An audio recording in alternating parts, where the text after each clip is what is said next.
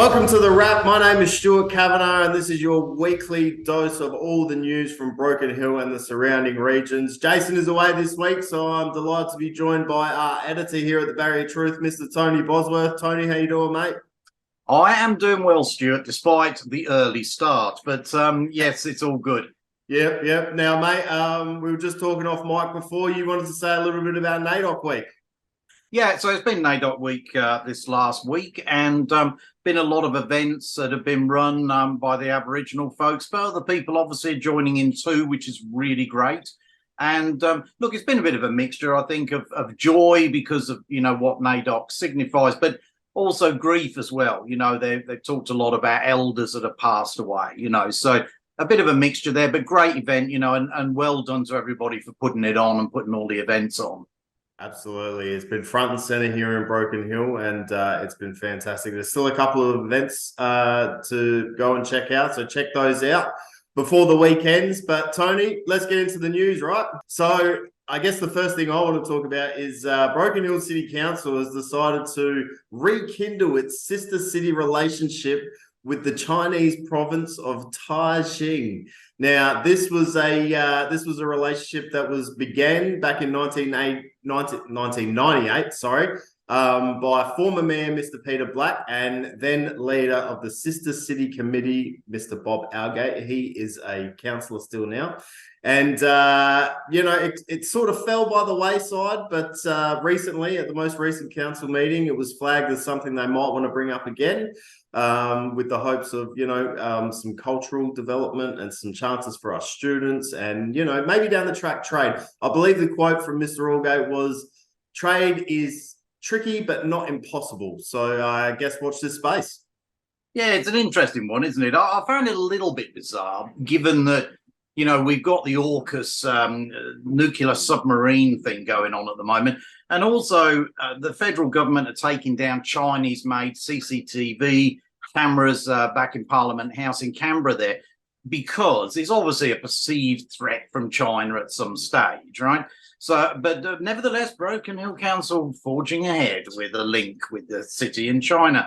It's interesting. Let's see what happens. I mean, you talked in your article about the Chinese are interested in the emu oil industry and also kangaroos, neither of which, well, kangaroos there's plenty of, and emus, but no industry around Broken Hill, as far as I know, with either of those commodities, if you like. So anyway, look, be interesting to see what happens with that. I mean, it's always good to talk, as they say, so that's good. Absolutely, mate. Absolutely. Now let's get on to front page story. A couple of front page stories from our Wednesday edition, written by Melanie Gates. Fantastic articles, both of them. Let's start with the pig story. Tony, what can you tell us about that one? Pigs on the move.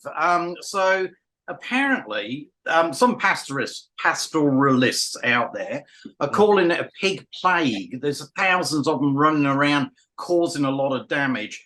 The local land services, they're on it. They're organising ground shooting of the pigs, and also they're putting bait out as well, in conjunction with farmers.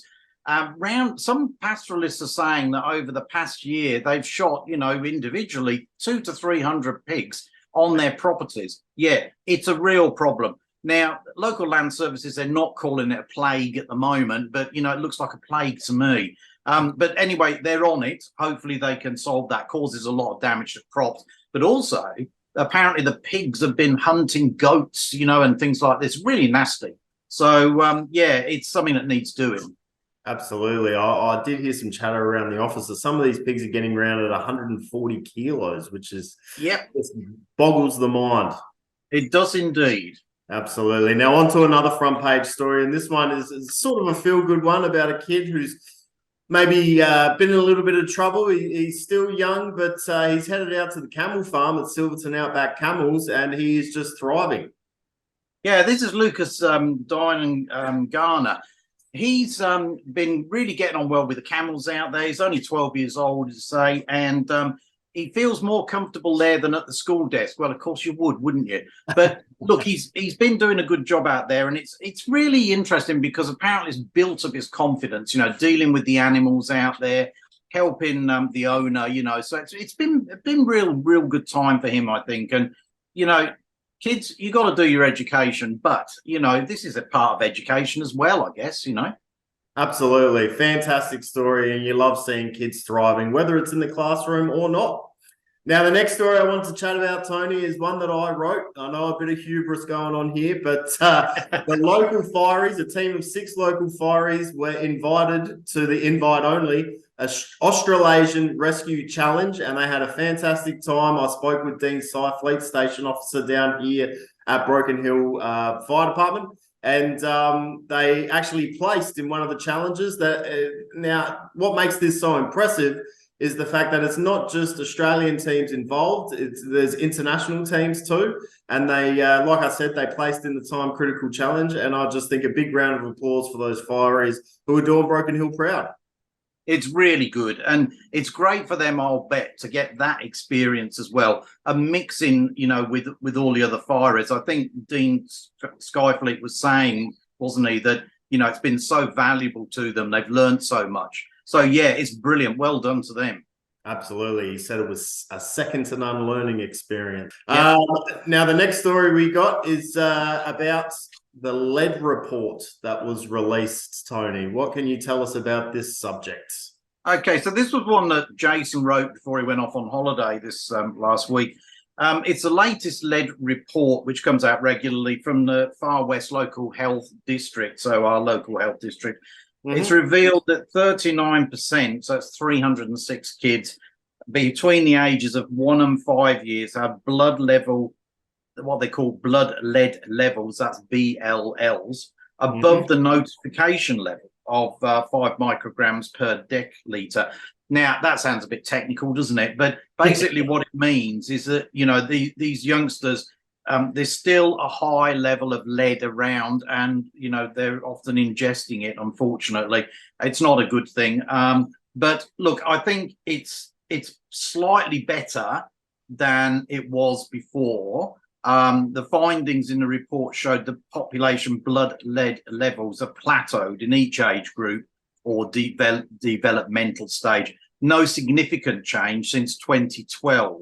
So still high. But all newborns tested in 2022 were within the guidelines. So it's kind of good news, in that the levels are not going up, right? The levels are plateauing. They're staying pretty much where they are. But the testing, it has to continue. There's been some talk about funding, running out for this testing, but it's got to continue. People need to know what's around in the soil, really.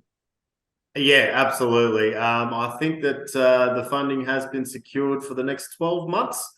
So that's great news. And hopefully, instead of a plateau, next time this report comes out, we can see a sharp downward spiral. That's the news from the wrap. If you've got any community-related news that you'd like us to cover, just flick us an email at news@barriertruth.com.au. We love covering your stories. We can keep you anonymous. We can splash your name all over it, whatever you'd prefer. But please get in contact with us, news@barriertruth.com.au. It's the community news that really keeps us going. But until next week, he's Tony Bosworth. I'm Stuart Kavanagh, and that's a wrap.